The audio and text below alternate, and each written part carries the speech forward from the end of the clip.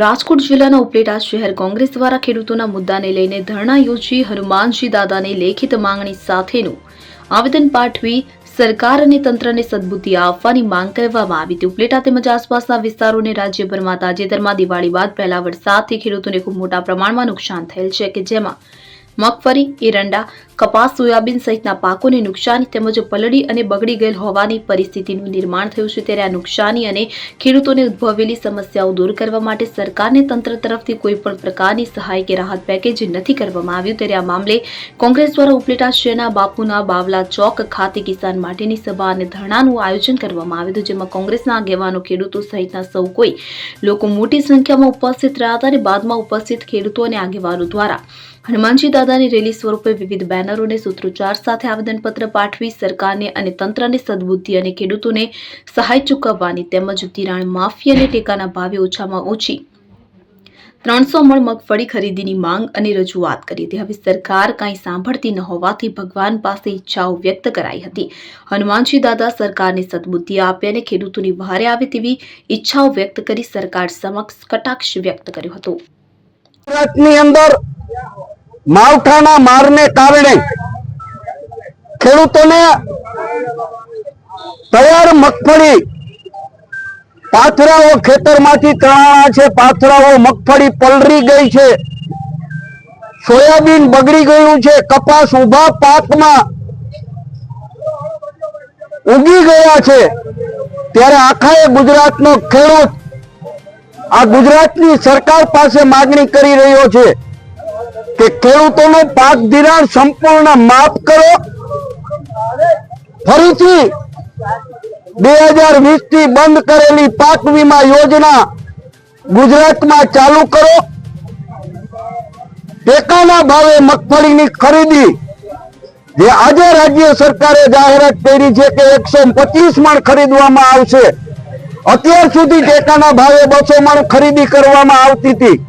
આ વખતે રાજ્ય સરકારે 70 મણ ઓછી ખરીદી કરે છે। એનો સીધો મતલબ થાય છે કે બજારની અંદર 1000 રૂપિયા મગફળી મણનો ભાવ છે, ટેકાનો ભાવ 1450 રૂપિયા છે, એના આપણે 1400 રૂપિયા ગણીએ તો એક ખેડૂતને સીધા 30,000 રૂપિયાની નુકસાની આ સરકાર દઈ રહી છે, પૈડા ઉપર પાટું મારી રહી છે।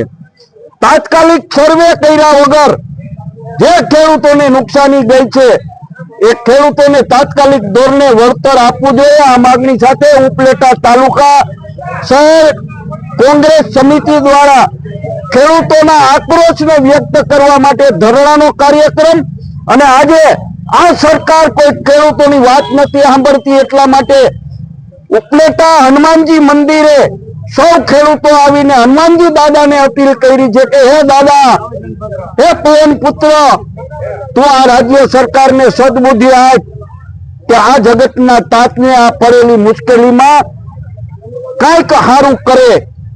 એવા માટે હનુમાનજી મહારાજને અમે સૌએ આવેદન પત્ર આપ્યું છે।